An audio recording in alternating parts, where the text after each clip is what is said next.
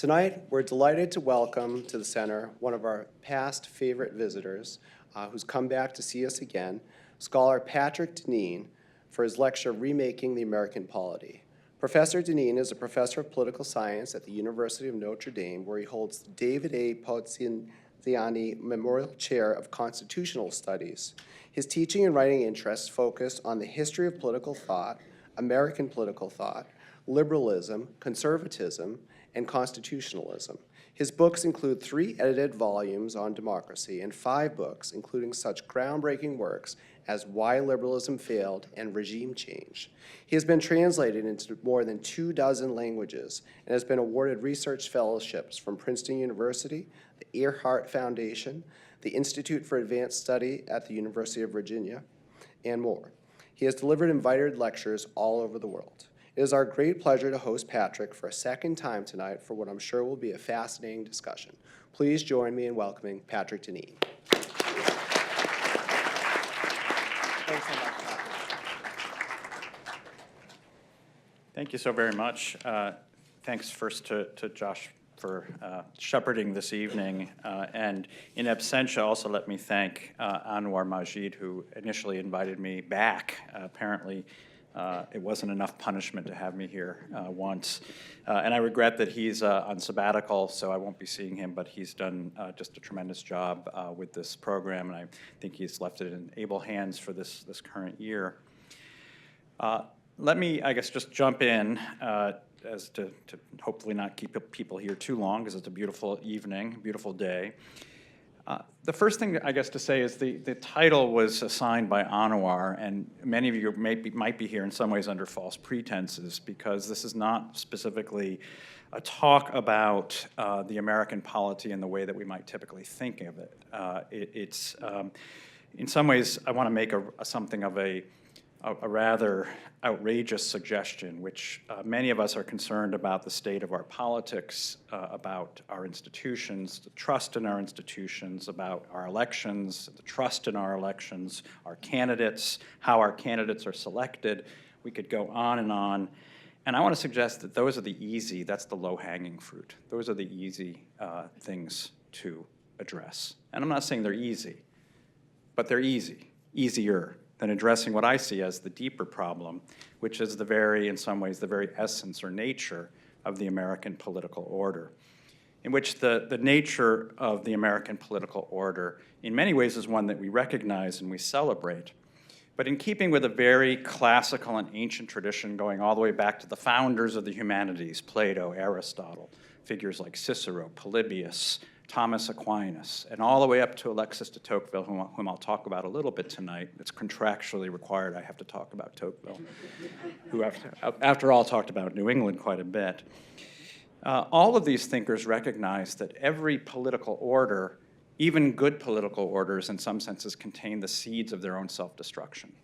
That when the political order, in a sense, becomes too excessively itself, it actually begins to, in some ways, eat itself, to undermine its own fundamental commitments. And that's really what I really want to address here tonight, is how do we stave off our own self-destruction? It's easy if in some ways it's just something you can fix. Let's change this number of representatives, or let's change this feature of the American political institutions. It's a much bigger pull when we're addressing the very essence of the American political order. So let me start, as I mentioned, with Alexis de Tocqueville, who, for those of you not familiar with this gentleman, French aristocrat, although sympathetic with aspects of the reforming, liberalizing regime of France after the French Revolution, although believed that the revolution itself had been excessive. And there's several passages in his great magisterial text, Democracy in America, written in 2 volumes, published after his visit to the United States, what was then a much smaller United States, New England, the lower Atlantic states, some of the southern states, and he got all the way out to the wilderness, which was it was the territory of Michigan. That was the wilds of Michigan. And it still is wild. He in several times in the 700-page book, he comments on the ways in which, he says, democratic people, or Americans, we'll use this term interchangeably, people who are democratic, liberal democracy, are hostile to what he calls forms. Hostile or suspicious, or they have contempt for forms. Here, this is on a chapter in which he speaks of the philosophical method of the Americans. He said, Americans tend only to want to trust their own judgment. They don't like to take things on authority. They don't like when they're being told something. They don't like to take things on someone else's trust. And so here in this passage, he states that they prefer, in a sense, to see things clearly, to have a kind of direct relationship with things. We might call it the language of authenticity. We like when things are authentic and not shrouded from us, not kept behind a kind of veil. In some ways, you could say it's one of the reasons we prefer people who are direct with us. I'm speaking to many New Englanders here. We don't like the kinds of veils of formality or the kinds of ways in which people sometimes beat around the bush. We just want it directly. We want it authentically. And what Tocqueville says is that the disposition of their minds, as he puts it, leads them to scorn forms which they consider useless and inconvenient veils placed between themselves and what at least they understand to be the truth, the real thing, what stands behind the real thing. Now, he's writing as someone who comes from aristocratic France, and when he says forms, certain alarm bells should ring in our heads, which is that if there's anything that distinguishes aristocracies and liberal democracies, it's their relationship to forms. In some ways, what he's commenting on is how in aristocratic societies, everything is forms. It's all formality. Literally, it's formality. Like I'm wearing a tie. I wear a tie every day to class, and my students remark to me that you're one of the only professors who wears a tie anymore, Professor Deneen. Even your president isn't wearing a tie. I mean, this is informality, right? We live in informal times. Tocqueville did not live in an informal regime. He lived in a very formal regime. Of course, his name itself, Alexis de Tocqueville, means literally Alexis of Tocqueville, of the Tocqueville family and of the Tocqueville estate. It was all about who you were, what your rank was, what your position was in an aristocratic society. Aristocratic societies, then, you could say, exist with a kind of explosion, an excess of formality. And just one example of that would be just a kind of typical title of an aristocrat. The most noble Lord Horatio Nelson, Viscount and Baron of the Nile. Anyone who's been to Trafalgar Square in London, the big pillar, that's him up on the top, yeah, Lord Nelson, Nelson's Pillar. Right?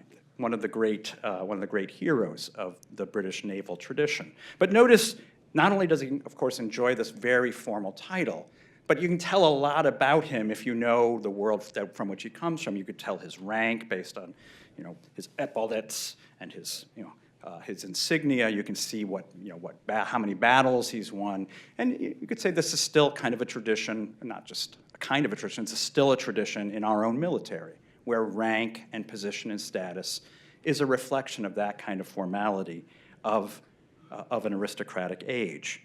Aristocracies then emphasize forms and formality, manners, right? The kinds of, if you go to have dinner, maybe your mother or you as a mother or someone said to you, you have to know which fork to eat in case you ever get invited to have dinner with the Queen. How many of us have had dinner with the Queen? Well, just in case, know which fork to use. Aristocrats and aristocratic societies, it's very important how you dress, how you address people, what your title is.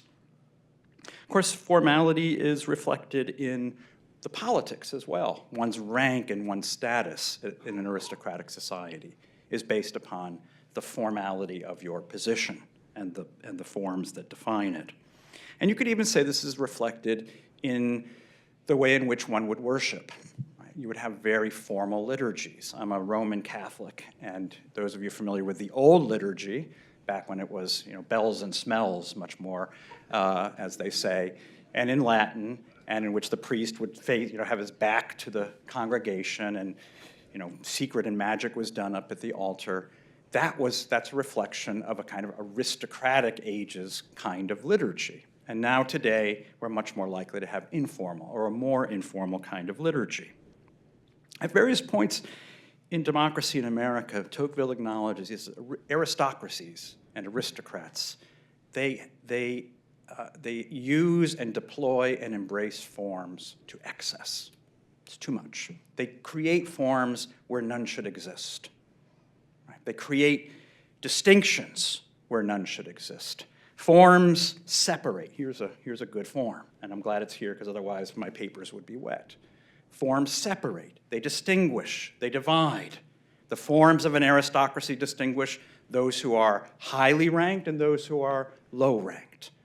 They create all kinds of divisions and separations. And Tocqueville says forms are probably not long for a world that embraces equality. Equality is going to be hostile to forms, and hence the quote that I began this talk with. And thus, in democracies, as opposed to the Lord Most Noble Horatio, Viscount of the Nile, we're more likely, like your president, to see 3 of our former presidents without ties. And this is believed to be the first photo. This was taken just a couple weeks ago. First photo of 3 presidents, or 2 former presidents and 1 sitting president, without wearing a tie. This caused scandal on X or Twitter.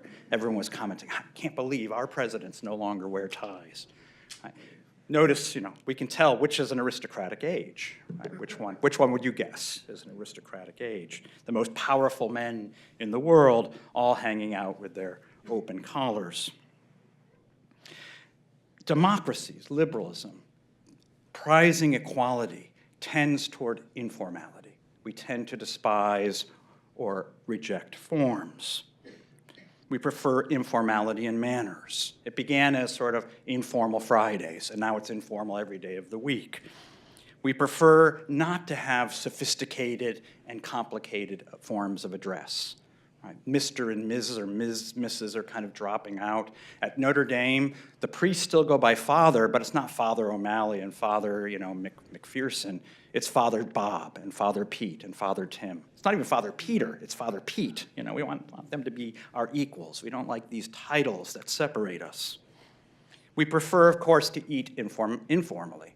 Right? I think the American contribution to cuisines is actually pretty much non-existent, other than the fact that we have invented a way that every food type created all over the world can be eaten with our hands. That's our contribution to world cuisine, and actually preferably in a car so it can be placed on the little table or the drink deposit in automobiles. And we prefer, of course, going to the point of worship. We prefer our liturgies to be informal, or maybe even more powerful way of saying that is a kind of common saying you'll hear today, is that somebody will declare that I'm spiritual but not religious. And Tocqueville wouldn't be surprised by this. Say, that's exactly what I'm talking about. I don't want to be part of anything organized. I'm spiritual. I have some relationship with something transcendent, but I'm not religious. Tocqueville said that for a period of time you could have a kind of mixed constitution. And he observed this. He said America still had these kind of informal qualities, and those of us of a certain age can still remember a time when there was still a lot of formality in our society. Men would dress in hats and ties. Here I have a couple of interesting pictures. I was able to find the predecessor institution of University of New England, which I guess is up in Biddeford, St. Francis College. This is just a meeting of the yearbook committee. And it's actually a little shocking how informal things were already in 1952, because only 3 of these young men are wearing ties. And this is just their everyday gear. And the other ones all have their nice, really wide collars and the little sweater vests. But this is just an average day hanging out at the student meeting. And then I found this from the class of 2027. Now this is much better than I see a lot of these kinds of pictures, casual pictures. I shouldn't say better, that's too judgmental. This is much more formal. But I'm betting that none of the young men in this picture were wearing flip-flops. That's just a guess. Right. So Tocqueville said that for a long period of time you could get this. You could have a kind of the remnant of an older kind of quasi-aristocratic legacy, even into a democratic time. But he did say in Volume 1, Part 2, Chapter 7 of Democracy in America, he said that there's no such thing as a mixed constitution. There's no such thing as two kinds of constitutions. And I mean this in the deepest sense of constitution. Two different ways of life couldn't continue together. One would become, in a sense, fully itself, would become purified in its political order, and the other would cease to exist. And Tocqueville's prediction over and over again is that America will become its true self when its egalitarian, liberal, democratic form comes fully into being. And this is why he says a mixed constitution is a chimera, which is literally that old mythological beast that's made up of three different animals, which one doesn't tend to see unless maybe parts of this campus are working with CRISPR, and then maybe one does see it. Now, these are all, I think, really interesting, and I just love talking about these things. One of the things I love to talk with my students about is how much this is a source of kind of American humor and comedy. This is an entire genre playing up the American tendency or preference for informality as opposed to like British preference for formality. And anyone who's like watched movies such as Princess Diaries or going way back, King Ralph, will recognize this genre in which the uptight Brits need to learn to have fun, but with the Americans coming in and teaching them how to mattress sled down the stairs. And one of my favorite examples of this was an episode of Seinfeld when some of you who know this show may remember Elaine is working for Mr. Pitt, who's British, and she sees Mr. Pitt eating a Snickers bar with a fork and a knife. And she tells George this, and George is astonished at this. And then he adopts this affectation that he is going to eat his desserts, including a Snickers bar, with a fork and a knife. And everyone's staring at him. Well, George, what are you doing? And to which he says, well, how else would you eat it? With your hands? Withering scorn. And by the end of the episode, everyone is eating their desserts with a fork and a knife, and Elaine goes insane. Says, have you all gone crazy? This is insanity. And it's a great moment because it really is this expression of exactly what Tocqueville's talking about. How absurd it would be for we Americans to eat our Snickers bars with a fork and a knife. There's a serious side to this informality, in addition to the kind of comical side to this, which is that it's not just speaking, of course, and addressing manners and morals and how we address people, but it also it's reflected in institutions. It's reflected in a different kind of container. And it's the container, or those containers, by which human beings, in a sense, have organized their lives and their civilizations over most of human history. That human institutions, you could say, are forms.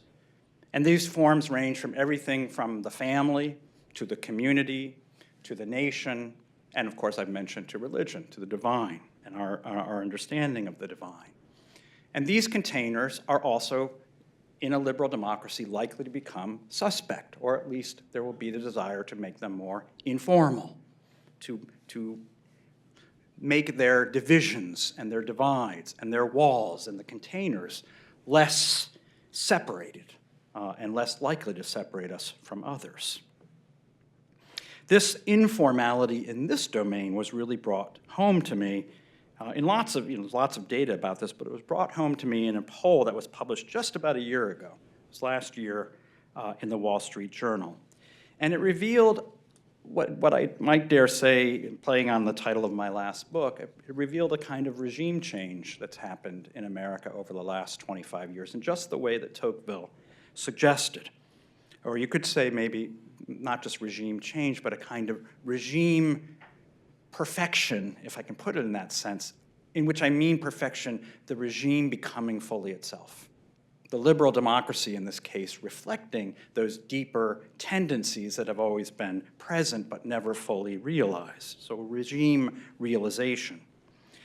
This article was about a poll that is taken every 25 years, or thereabouts. And so this poll was taken in 1998, and then was taken again in 2023. So this is measuring the views of Americans over that 25-year span, asking them, what do you most value in your lives? What are the kind of the commitments that you most value? What things or institutions or organizations or aspects of life do you most value? And again, this poll was taken in 1998 using exactly the same questions and taken again just last year.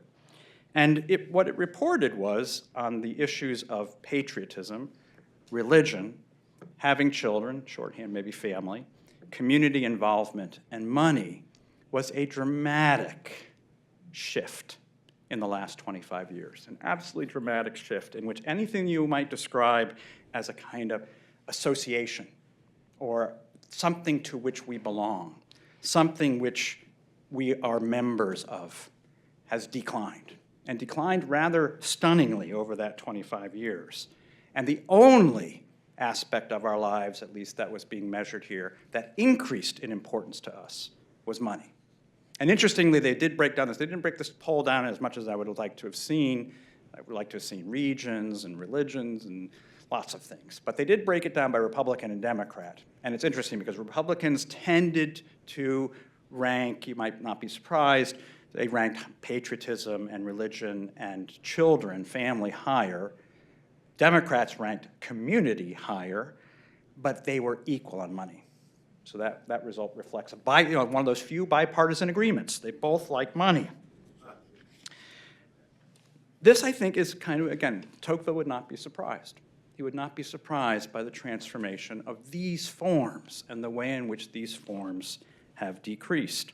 Here's a breakdown of the numbers, in particular, going from the 1998 numbers to the 2023 numbers. In 1998, notice patriotism was the top, followed by religion, family. Those three all well above 50% as the most important values self-reported by individuals. Community just around 50%, and I actually think that's higher because by the time this was being taken in 1998, because President Obama was seen as a community organizer, community had a bad valence for conservatives, but if we count religion as part of a community, then I think it's actually higher.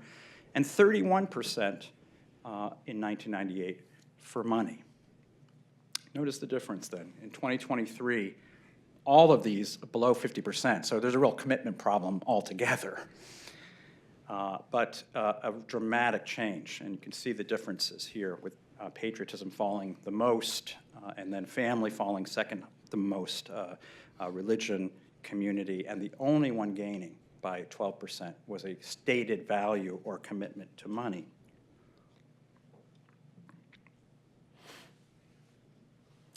It's interesting that in studying these phenomena and tracking these phenomena, the political left and the political right both find this in, I think, varying ways problematic, or at least aspects of this, and tend to blame the other side. They tend to blame the other side for what's happening. So that typically on the right, what you will hear is that this represents a kind of hostility, the left's antagonism to traditional values, to patriotism and family and religion, that the right, Republicans care about family values and patriotism and nationalism, and the left has really attacked and undermined these institutions. And the left will typically respond that the real problem is our economic precarity. How can you start a family when you start life with massive debt and not having any kind of secure economic position? How can you be expected to be a member of your community when you can't afford to buy a home? I mean, there's lots of ways in which our current economic situation makes it very difficult to think much beyond your next paycheck, if you get one, much less becoming someone who is so unlikely to be committed to people and communities and institutions outside of yourself. What's interesting, though, about both of these accusations is that they both charge the other that each of these sides is engaged in promoting too much individual liberty. Too much individual liberty is undermining these institutions. The left wants to undermine the kind of traditional associations in the name of individual liberty. And the right, to the extent that it's been committed to a kind of free market economics, is tending to promote an economic system that undermines these forms of solidarity because of too much liberty, not enough sense of solidarity. In some senses, then, what's really being at base is exactly what Tocqueville would say, that whatever one sees as the source or who is to blame, what it is in many ways is the realization of the thing that makes, you could say, the American soul, what Tocqueville sees as the essence of America, which is this claim of equal liberty, and of course the word that he invents, the individualism, individualism is at the heart, in some ways, of both of the kind of weakening of both of these phenomenon. And in many ways, you could say, reflects the kind of the decline of forms. Now, what I want to do in the remainder of the talk is really to talk about what are the alternatives. And here I think, in my read, and I'll be very happy to hear your thoughts on this, but in my read, neither the contemporary left nor the contemporary right is particularly able to offer real correctives to the situation in which we find ourselves. And it seems to me that the charge by the right, the accusation by the right against the left, is not without some substance. That historically speaking, the left, and I'm speaking here in very broad terms, the left has been historically more critical of forms. It's one of the ways one can distinguish between the left and the right. That forms are things that separate. And the left is historically the party or the tradition that argues against the separation, the arbitrary separation. The left arises, probably many of you know the origin of the words left and right. It comes from the French Revolution. It's the overthrow of the old aristocracy, the overthrow, literally, of that regime that was all about forms.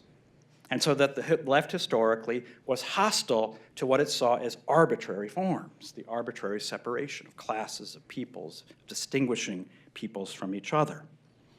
And so that today's left tends still to be much more hostile to these kinds of traditional containers of family, community maybe somewhat less so, nation and religion in these institutional forms, because they seem still to bear or reflect those kinds of remnant forms of separation, of formalism, of separating people from each other as potential containers of oppression and inequality. And the left has been historically much more likely and willing to use political power and cultural forms and social influence to begin to try to detach people from some of these forms, or even to go at them front on, to take them on in a much more frontal form. The right, alternatively, the kind of what we think of maybe as the kind of Reagan tradition of the Conservative Party, is much more likely to be supportive, at least kind of in its language, to be supportive, family values, of course, that phrase that comes out of the Reagan Revolution. Supportive of forms, but in the context of what is broadly speaking, a kind of what I will sometimes call tyrannophobia, the fear that any use and employment of government power is a form of tyranny, is likely to be a form of tyranny, where the left is much more likely and willing to use political power and sees political power as necessary.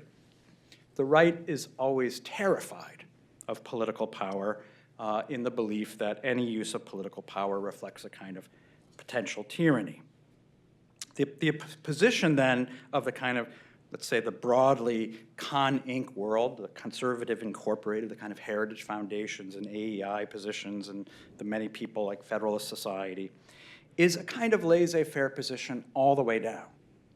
Of course, it's laissez-faire in economics, the laissez-faire we're most familiar with. So economically, we should have as much liberty as possible in order to unleash the dynamism and growth and progress of an economy with a willingness to accept the resulting inequality of that dynamism. That's a price to be paid for having a growth economy. But it also believes that if the government can be restrained, so this is why the cry always of Republicans, let's get rid of the education department. If we get rid of the education department, good things will emerge.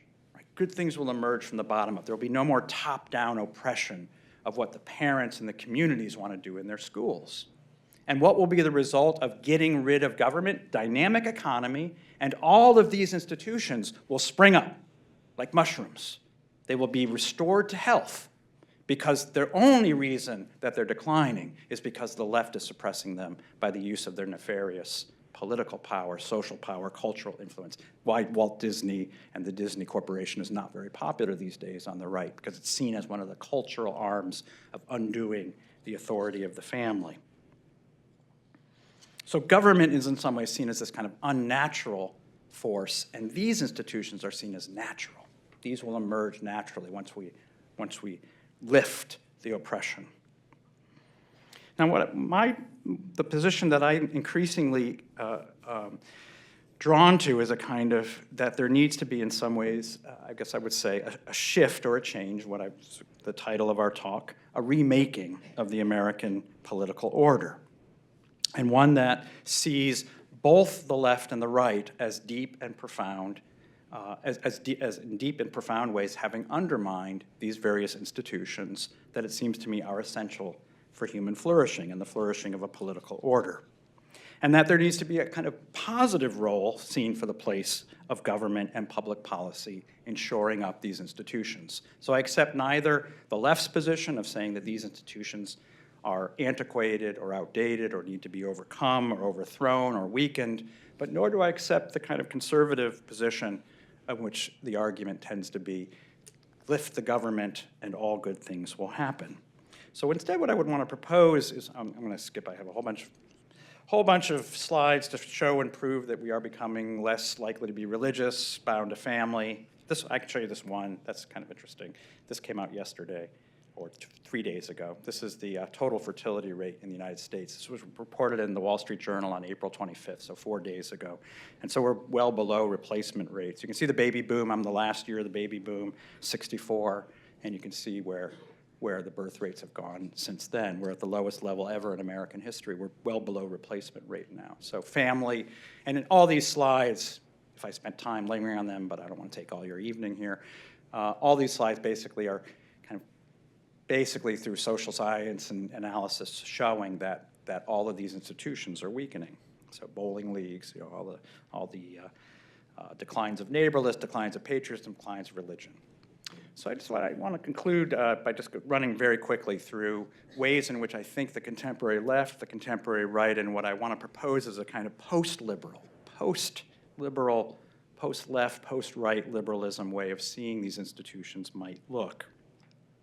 So in the first case, in the first column, if we look at the way in which the progressive liberals tend to view, in its kind of, its most, I would say, its most militant form, that's especially prevalent on college campuses these days, that progressive liberals express a kind of suspicion or even hostility to a number of these institutions, that right liberals, or what I would call what we might describe as conservatives today, a kind of Reagan conservative, has a kind of this libertarian view of these institutions. And what I want to propose is a kind of alternative way of looking at these that I want to call post-liberal, seeing the need to have far greater effort on the part of public policy to help shore up these institutions.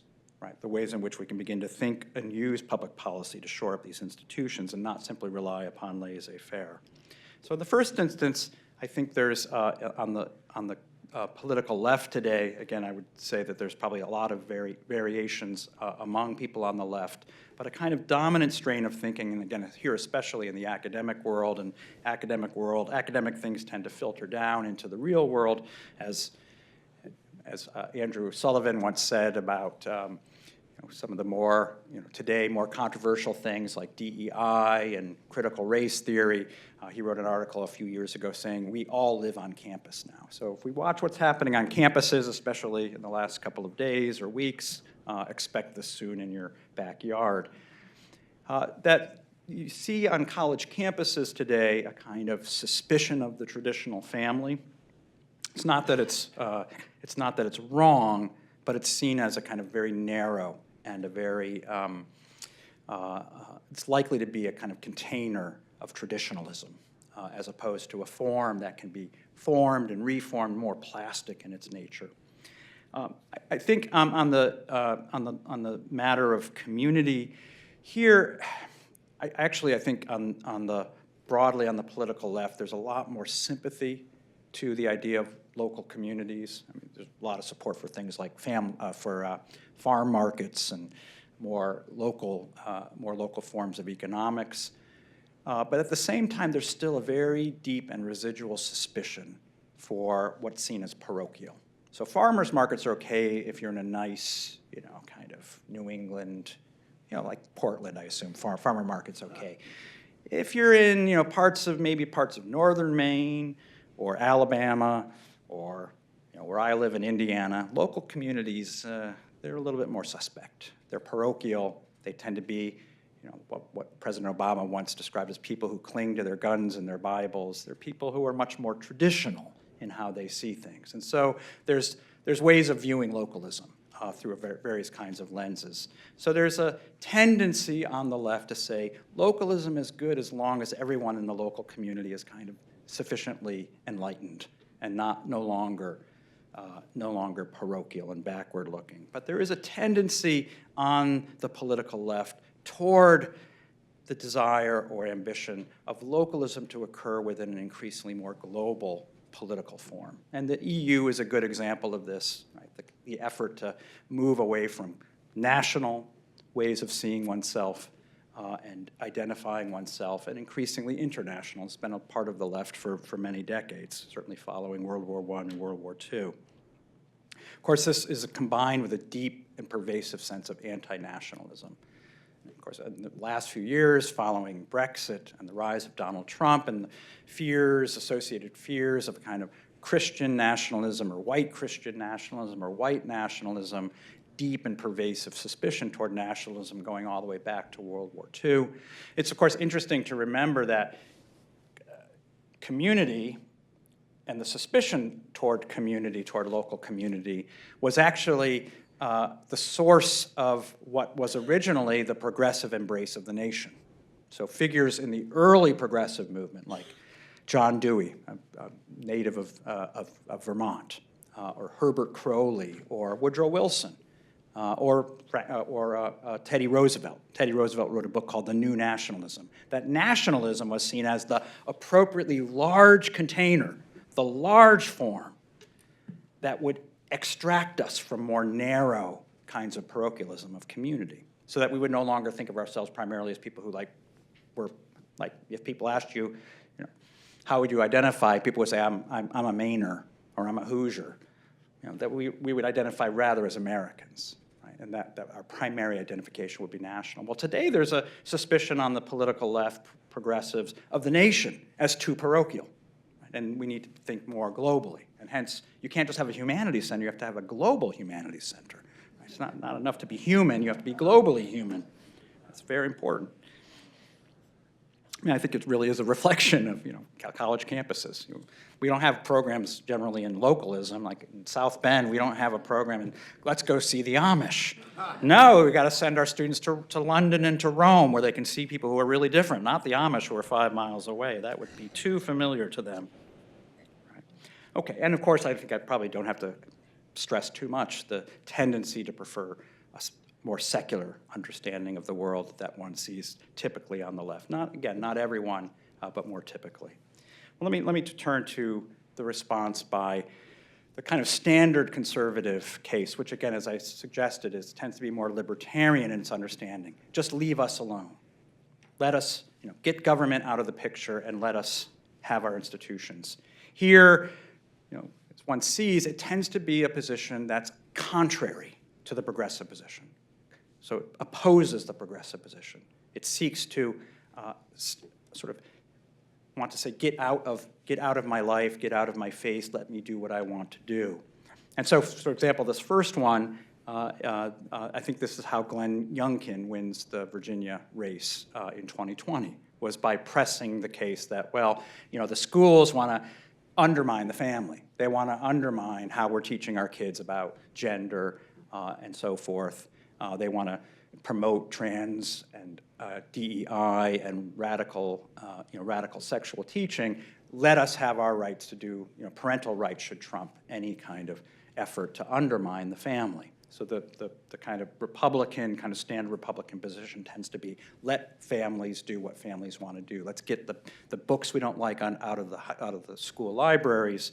But notice it's a kind of, it seeks to sort of say that families will flourish as long as we can do our thing. Leave us to ourselves.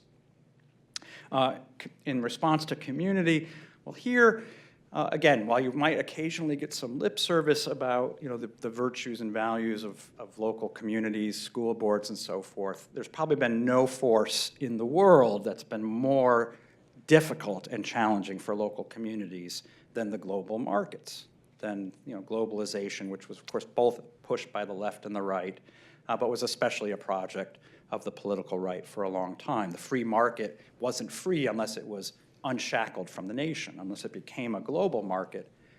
And the global markets have in turn ended up really kind of undermining a lot of the abilities of local communities to sort of shape their own economies and shape their own futures. And I speak as someone who grew up in a small New England town that I no longer recognize. None of the businesses, none of the stores, none of the families that own those businesses are there anymore. They've all been gobbled up by giant corporations. CVS replaced our local drugstore, and our local pizza shop was replaced by Domino's. So the way in which the global economy, both national and global economies, impact local places makes it tremendously difficult for these places to run their own communities. And in response to this, I actually thought it'd be useful for you all to see this quote that occurred it wasn't President Obama, this wasn't, just a withering critique of the local yokels by a progressive politician. This is by Kevin Williamson in the pages of the National Review, commenting on Donald Trump's appeal to the kind of rural folks in Pennsylvania and Ohio and so forth. And I won't read this out loud, but just a couple of lines are worth reading. And Kevin Williamson is quite a writer. He was hired for a brief nanosecond by the Atlantic Monthly until he said something that offended them. But he was seen as someone who was at least an interesting enough writer. But at the end of this quote, he says, "The white American underclass is enthralled to a vicious, selfish culture whose main products are misery and used heroin needles. Donald Trump's speeches makes them feel good. So does OxyContin. What they need isn't analgesics, literal or political. They need real opportunity, which means that they need real change, which means that they need U-Haul." If you live in a dying town, get out. Get out. Is this a promotion of localism? Would you see this as a kind of good old conservative critique, support for localism, for the kind of communities that supposedly more conservative types support? In fact, when I read this, my wife is German, and I was thinking a lot about some of the cities we visit in Germany, and thinking about Kevin Williamson's line. And part of what I was thinking about was, if you were to, if there was a Martian who came down and was to look at these two pictures and was told that one of these places was the victor in World War II, and one of these places lost World War II, what do you think the Martian would say? The picture on the left is Aachen, Germany, and the picture on the right is actually only a few blocks from where I live in South Bend, Indiana. Here's Aachen, 1945, and 2021, 2022. So they could have gotten a U-Haul and moved out, but they didn't. Here's South Bend in 1945, same years, and 2022. Here's Dresden, Germany, maybe the more famous example, firebombed in this is 1945. Kurt Vonnegut was in the city at that point. He writes Slaughterhouse 5 on the basis of that experience. And here it is yesterday. So you can see the same perspective. These cities are the same size, by the way. And here's Detroit, Michigan, and in 1945, and looks like it was bombed out. They didn't move out. They didn't move out. They stayed and they rebuilt. But they didn't just rebuild. The United States government spent a lot of money for them to rebuild. It's called the Marshall Plan. Now, the right will tell you, well, nothing the government can do is good. And I would say there's an example of, you want to see an example, here you go. Here's the free market in South Bend, and here's government planning, or government rebuilding in Aachen, Germany. So that's my view of Kevin Williamson. All right, so let me run to a conclusion here. What I call post-liberalism would be not simply saying, not a critique of these forms, but an effort in many ways to say they need help. They need help. And they need policies, some of which you will like and some of which you won't like, some of which you may agree with and some of which you may not disagree with, but to introduce a new way of thinking about this into our politics.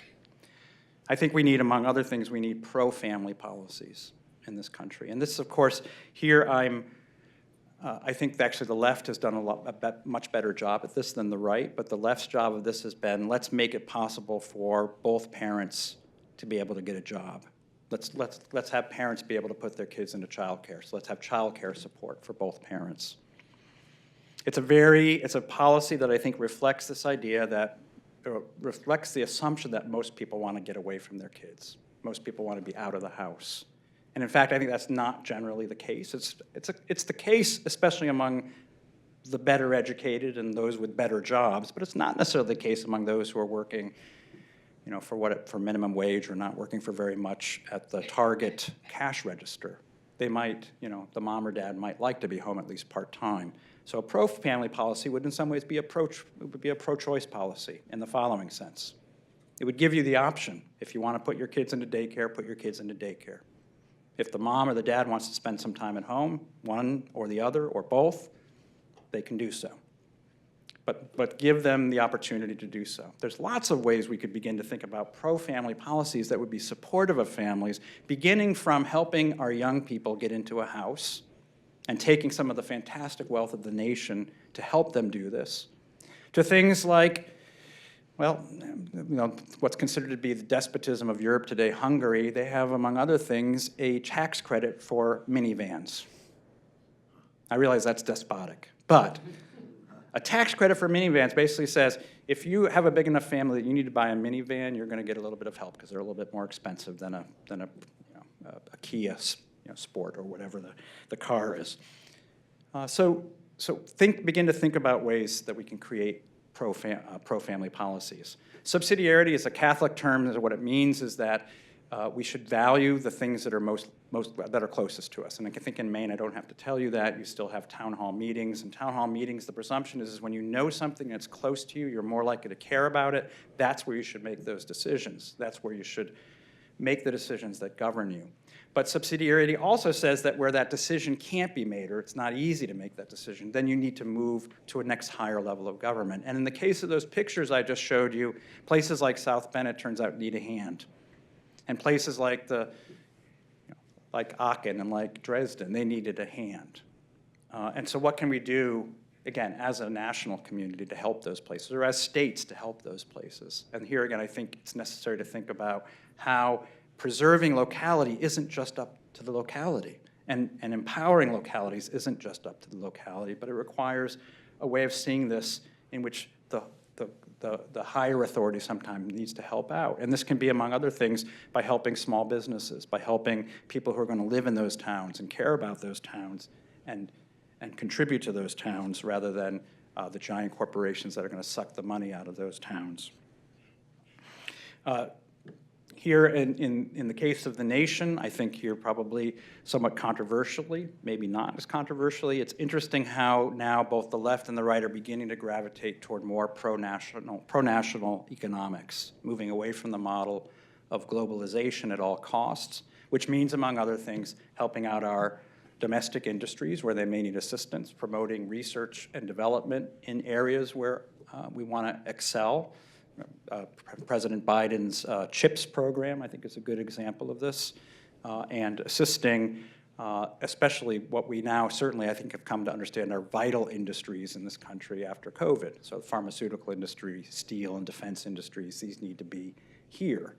They're not just fungible kind of production, but they actually have to be, in some ways, cultivated and even protected here. And so this used to be a controversial position on both sides of the political aisle, and it's becoming actually more of a shared view. I also think that in thinking about pro-national policies, to encourage and understand the place of the nation, there needs to be especially efforts to protect the workers who are least able to, in some senses, control their fates. And here, I realize it's a controversial topic, but the immigration issue especially falls hardest upon those who are at the lowest level of our economic position. A restricted immigration policy, which is not to say no immigration, but an immigration policy that's especially attentive to low-skill labor. And notice how low-skilled labor has actually begun to increase in its income. Well, that's one of the effects of a more restricted immigration policy. So we're experiencing that as inflation, in part, but that may be one of the costs of at least policies that allow for people to make a working wage who are not the most skilled workers. The last of these may not be for a lot of you in this room. I'm not sure how many of you would identify as Christian or would think it's positive to be publicly Christian, but this is especially in response to the two former positions that I mentioned here, the progressive liberal and the right liberal, where today you have strong force arguing increasingly for a kind of secularization of our society, and the counterforce on the political right tends to be the calls for religious liberty, to protect us from this threatening secular left.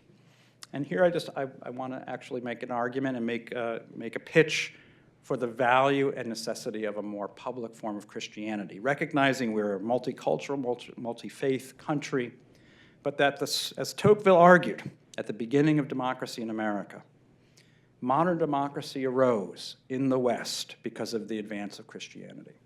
And it rose because of the advance of Christianity due to the Christian belief that all people are created equal, that all people have an inherent dignity, and that we all therefore have inherent rights that are protected and cannot be taken away. Therefore, we all have the right to vote, we have the right to voice our views on things, we have a belief in something that can't be proven. I'm sure your medical facilities are excellent here. I'm sure it's actually, phenomenally, I heard you have mice and all kinds of things, maybe the CRISPR too. But you actually can't prove the equality of human being. In fact, what a lot of the medical research probably proves is inequality. Inequality of IQ, inequality of muscles, inequality in all kinds of ways. What is the belief that holds up the equality of human beings? Well, it's a faith. It's a faith commitment. And the faith commitment comes originally from Christianity. I'm going to skip that. There's a wonderful book by not Spider-Man, a guy named Tom Holland. Those of you who might be familiar with the podcast, The Rest is History, if you're not familiar with it, you should get familiar with it. Great podcast. But Tom Holland is one of the co-hosts of that. He's a historian of ancient Rome. He's written maybe a dozen books on the Republic of Rome, the rise of the empire, the fall of the empire, Carthage and Rome, all kinds of books on Caesar. And he's writing all these books on Rome, and he comes to the following question, which is an odd question, perhaps, which is, how did we go from a civilization that treated human life so casually, abysmally, to be discarded, to be just discarded? If you weren't in a certain status, if you didn't have if you weren't a Roman citizen, and sometimes even when you were, that a human life was worth as much as an ant, as a worm, as a cockroach, was snuffed out, no questions asked. And so he did some research. He said, I have to conclude that a world historical event happened when the world became Christian. In this book called Dominion, How the Christian Revolution Remade the World, is basically the recognition that but for the Christian understanding of human equality, we wouldn't have things that we now take for granted in many ways: democracy, the idea of human equality, the idea of human rights. And I fear, looking at what's happening in the world today, that we are re-entering a kind of pagan age. In other words, it won't be secular. Something new will take its place. And increasingly what's taking its place, and I bring you news from the college campuses, increasingly what's taking its place is a kind of renewed Nietzscheanism. The belief that really what is at base is human inequality. That's the truth. That's what we can prove. That's what we can know. And that our politics should increasingly reflect our inequality, and that some people, some races, are superior, and some are inferior. Now, we've gone through this before in human history, and it wasn't just the fascists. It's much of human history, maybe even arguably most of human history. And so one of my deep concerns is, in many ways, the tradition that many of us value in this room, whether we recognize it or not as a tradition, that can trace itself back to this now several millennia old belief that in some way, shape, or form, our Creator believed us all to be equally eligible, equally valid as human beings to be saved. So public Christianity is a very old thing. It was days of Thanksgiving, we still have Good Friday off. We still have many of these holidays that we may or may not celebrate, but in some ways to recognize that fact. And why do I stress this? Well, again, I think we're likely to see, more likely to see these kinds of arguments. This was an article that appeared, an editorial that appeared in the Sunday Times, I think quite intentionally on Good Friday of this year, by this gentleman, Matthew Paris, who was arguing, he wanted to make an argument for assisted dying, assisted suicide, in what he thought would be the terms that would take on the strongest argument on the other side. He said, I don't want to make the argument, I want to take on the weak argument. I want to take on the strong argument. And the strong argument was the one I just gave you. The strong argument was the claim that human beings have inherent dignity. And he wants to take that on. He says, we have to fundamentally change the way that we think of human beings. This is from that article. It may sound brutal, but I don't apologize for the reductivist tone in which this column treats human beings as units in deficit or surplus to the collective. For society, as much as for an individual, self-preservation must shine a harsh beam onto the balance between input and output. So this is how you're going to be measured. How are we all doing so far? How's your output compared to your input?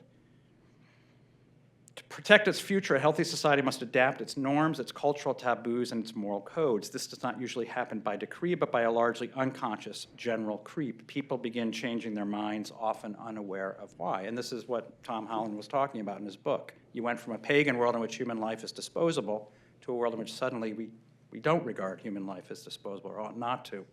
Your time is up will never be in order, he concludes. But yes, the objectors are right. Those who object to this view are right.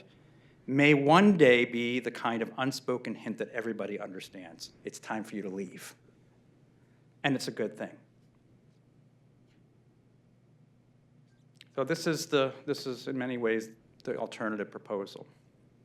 And so I conclude by suggesting that whether or not you agree or disagree, and I hope we'll have a good conversation about that, what's needed in many ways is a society that is able, I think, to begin to rebuild some of its forms. Thank you very much.